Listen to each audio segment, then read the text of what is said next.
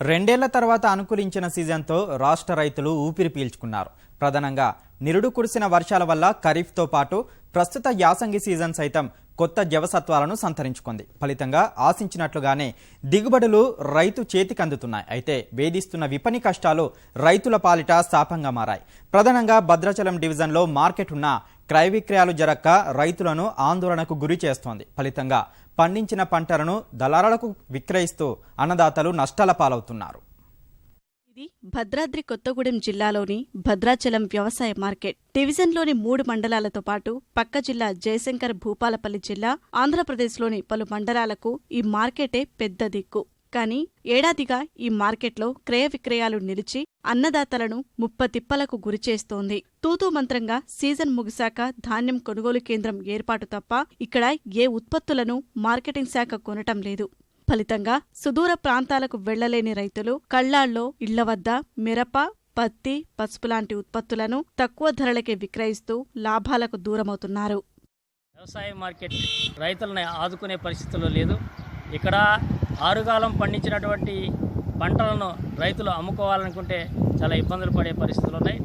పెసలు, మినుములు, కందులు, అలాగే మిర్చులు పండించుకొని వాటిని అమ్ముకోవాలంటే ఎక్కడ అమ్ముకోవాలో కూడా తెలియని పరిస్థితులు.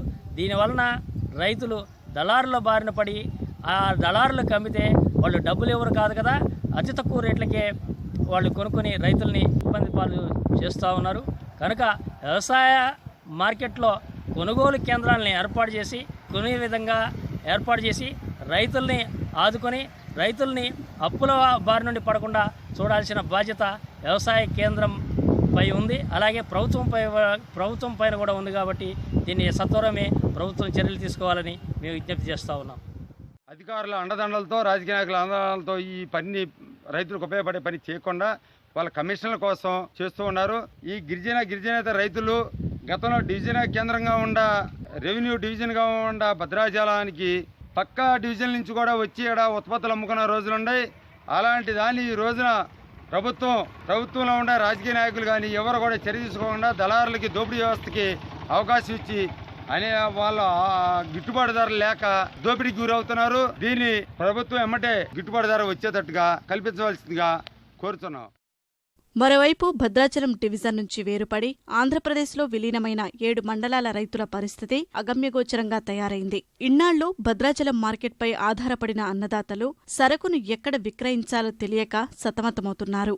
గుంటూరు మార్కెట్కు తరలిస్తే రవాణా ఛార్జీలు తడిసి మోపెడవుతుండడం వల్ల స్థానిక దళారులకే విక్రయిస్తున్నట్లు కర్షకులు వాపోతున్నారు. అలాగే విద్యుత్ విషయంలో సైతం తీవ్ర ఇబ్బందులు తప్పటం లేదని తూర్పుగోదావరి జిల్లా ఎటపాక మండల సాగుదారులు ఆందోళన చెందుతున్నారు.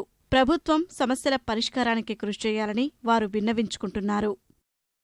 రాష్ట్ర విభజన తర్వాత రైతులకు తీవ్రమైనటువంటి ఇబ్బందులు ఎదుర్కొన్నటువంటి మొదటి మండలంగా ఎటపాక మండలం తీసుకోవచ్చు. దీనికి ఉదాహరణ, ఇంతకుముందు భద్రాచలం మార్కెట్ యార్డు ఉండేది, పంటలు అమ్ముకోవడానికి వెసులుబాటుగా ఉండేది. ప్రస్తుతం విభజన తర్వాత ఈ యొక్క రైతాంగం మొత్తం ఎక్కడ ఈ పంటను విక్రయించాలో అర్థం కాని పరిస్థితుల్లో అయిన కాడికి తెగనమ్మి పంటని తీవ్రంగా నష్టపోయేటువంటి పరిస్థితులు ఉన్నాయి. ముఖ్యంగా ఇంకో రెండో సమస్య ఏంటంటే విద్యుత్ సమస్య.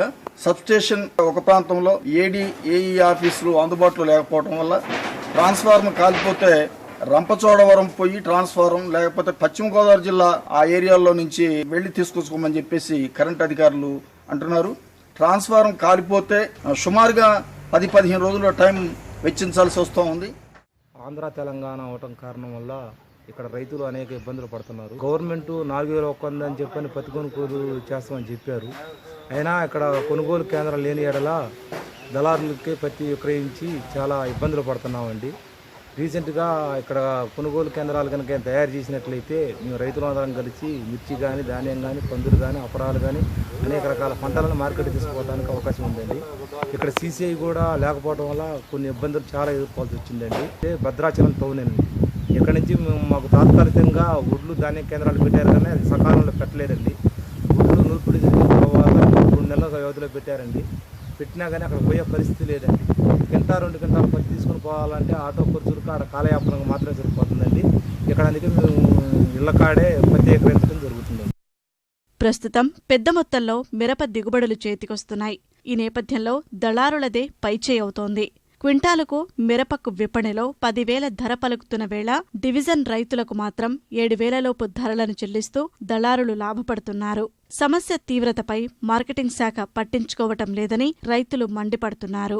అధికారులు మాత్రం మిరపను ప్రైవేట్ వ్యాపారులతో కొనుగోలు చేయించేలా ఏర్పాట్లు చేస్తున్నట్లు చెబుతున్నారు. భద్రాచలంలో కూడా ఒక సెంటర్ కోసం అంటే బూర్గంపాడు, భద్రాచలం దగ్గరలో బూర్గంపాడు కూడా ఒక ప్రపోజల్ పెట్టాము. త్వరలో ఆ సెంటర్ కూడా వస్తే మనకి కొద్దిగా మంచిగా ఉంటుంది, ఇబ్బంది ఉండదు రైతులకు కూడా. మిర్చికి ప్రభుత్వ మద్దతు ద్వారా లేనందువలన ఇక్కడ సెంటర్ ఓపెన్ చేయలేకపోయాము. కాకపోతే మేము ప్రైవేటైజ్ ద్వారా అయినా సరే ఇక్కడ కొనడానికి మా శాశక్తిలో మేము కృషి చేస్తున్నాము.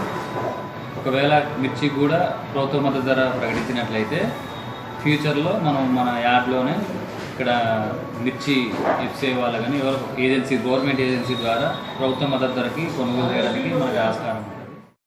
కోట్లు వెచ్చించి నిర్మించిన మార్కెట్ నిరుపయోగంగా మారటంపై కర్షకులు ఆందోళన చెందుతున్నారు. త్వరితగతిన క్రయ విక్రయాలు జరిగేలా చర్యలు చేపట్టాలని సర్కారుకు విన్నవించుకుంటున్నారు.